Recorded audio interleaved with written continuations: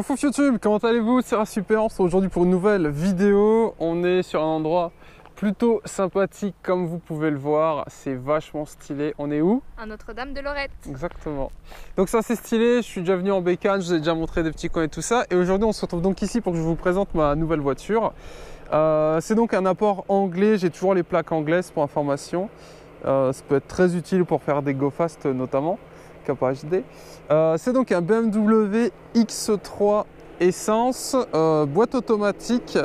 C'est la version qui fait 230 chevaux en 3 litres en essence, ça marche très bien. Et c'est la version, on le voit ici, 3.0.i. La point D étant la diesel parce qu'il existe en deux types. Et moi j'ai la version GPL. Donc en fait c'est tout simplement...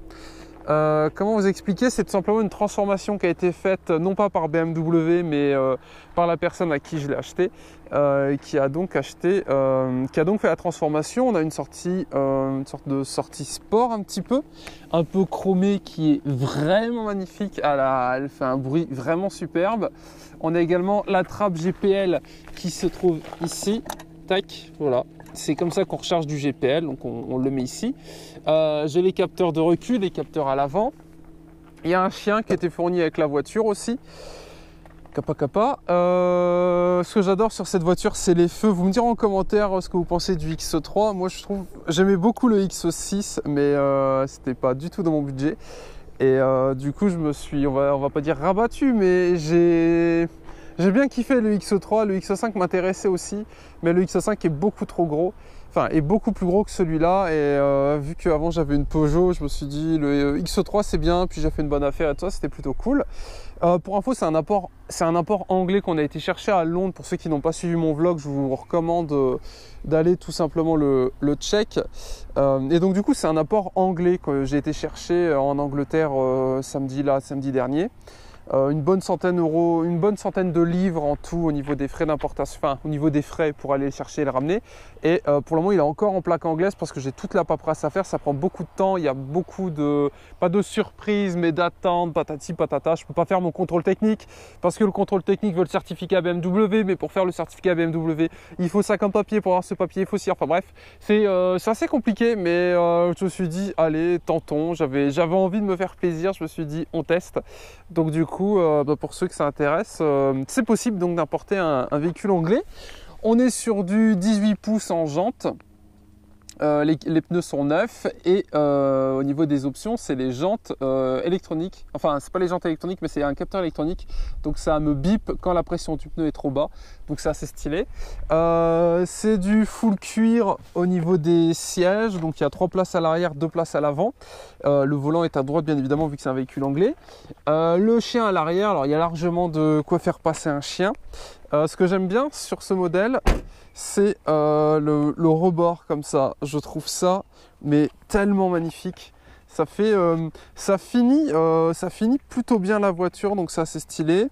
Les 4 vitres sont électriques, les sièges ont les trucs pour se déplacer. Le volant ça rend comme ça, mais on fera une vidéo où je vous montrerai un peu plus ce que ça donne à l'intérieur. On fera une vidéo exprès. La boîte automatique, là j'ai un petit plug, je ne sais pas si vous le voyez, au niveau de l'allume-cigare qui change la vie. Je vous expliquerai un petit peu plus tard ce que c'est dans une prochaine vidéo pour ceux qui veulent. Ça fera l'objet d'une vidéo exprès. Donc du coup, voilà un peu à quoi ça ressemble quand il est de côté. Magnifique. Voilà, je le trouve vraiment superbe avec les barres de toit, le petit spoiler un petit peu à l'arrière, une sorte de petit aileron. Les pneus, bon alors il est propre bien évidemment, il y a eu du produit sur les pneus pour que le pneu soit comme ça, pour faire une sensation encore plus... qui soit encore plus propre. Et à l'avant donc ça ressemble à ça. Voilà un petit peu pour ce qui est du bazar. Donc c'est très cool. Encore une fois, au niveau du prix, je suis resté très discret parce que le but du jeu c'est pas de montrer qui a la plus grosse, sinon je filmerai mes mollets et je serai à poil. Mais voilà un peu pour l'idée quoi. Ça reste un beau jouet et ça vaut pas si cher que ça en Angleterre.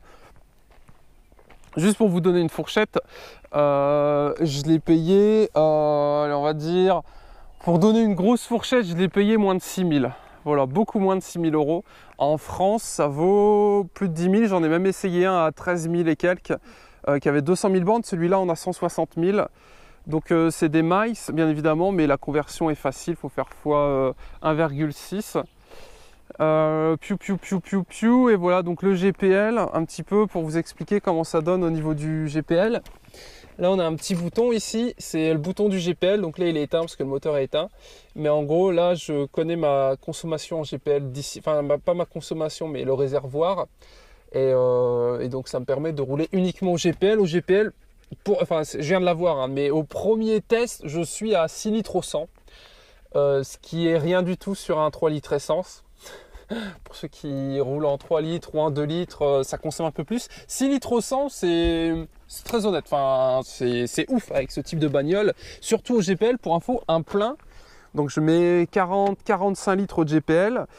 Un plein me coûte la maudite somme de... Un plein, c'est 7 euros. Je paye 7 euros les 40 litres de GPL. Donc c'est extrêmement intéressant.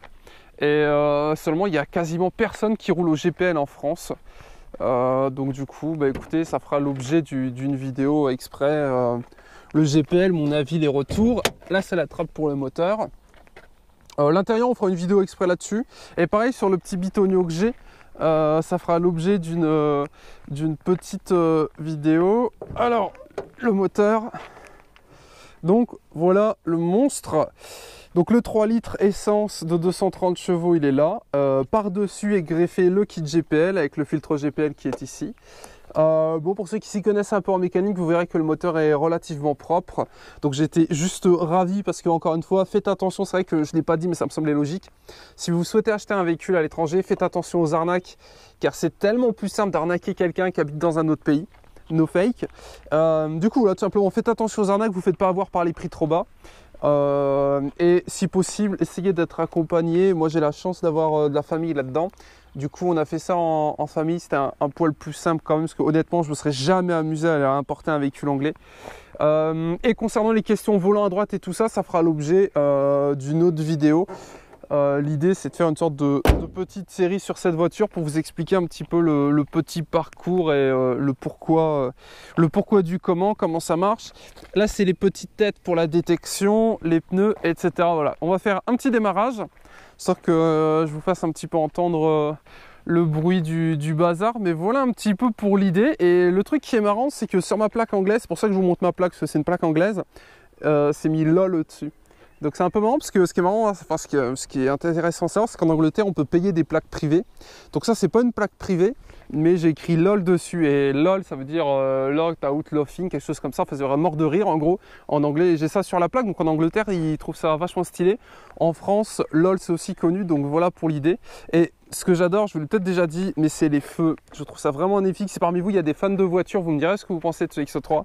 Mais je le trouve vraiment stylé. Après, il y avait différentes versions. Il y avait des versions où ça, c'était en plastique un peu noir. Je le trouve beaucoup plus joli en gris. Et le véhicule est de 2004 et on dirait qu'il sort d'usine, quoi. Il est magnifique, il n'y a rien du tout. Le cuir n'est pas du tout abîmé. Les sièges sont en excellent état. Même le siège conducteur n'est pas abîmé. Alors que d'habitude, les sièges en cuir comme ça, c'est vite défoncé. Donc c'est... Aïe, le micro. Attendez, le micro qui s'est pris là. Attendez, je galère. En fait, j'ai un fil micro qui est assez gros. Alors, je reconnecte tout ça. Ah bah, super, quand il fait des vidéos, à chaque fois ça fail, hein. De toute façon, voilà. Yo, c'est bon. Donc du coup, voilà, bon, on fait un petit démarrage. Et puis écoutez, si vous avez des questions, mettez-les en commentaire. Et nous, on se retrouvera pour une prochaine vidéo, du coup, très bientôt. Voilà, on fait un petit démarrage. Et puis on va laisser ce joli endroit tranquille et puis on va se rentrer chez nous. Et du coup, nous on se retrouvera pour une prochaine vidéo très bientôt. Donc pensez à liker la vidéo si elle vous a plu, à vous abonner. Et si vous avez des questions, et ben écoutez, n'hésitez pas. Voilà, tout simplement. Si je peux vous aider, n'hésitez pas. Et donc pour info, je ferai toute une série de vidéos sur importer une voiture anglaise, comment ça marche et tout ça. J'ai déjà fait la première partie, comment trouver une bagnole. J'ai déjà fait une partie comment importer donc physiquement, aller en Angleterre, la ramener. Et maintenant, mon but, c'est de la passer en plaque française avec l'option GPL, parce que donc, le but du jeu, c'est de ne pas payer 800 € de carte grise, parce que ce véhicule coûte 800 € de carte grise. Mais vu qu'il est au GPL, la carte grise ne coûte que 270 € au lieu de 800. Donc vous comprenez de suite l'intérêt du GPL. Bon, on va faire un petit démarrage et puis écoutons, on se laissera là-dessus pour cette vidéo. Je vous dis bonne vidéo, pensez à liker la vidéo et à tout de suite dans une prochaine vidéo. Tchou tchou!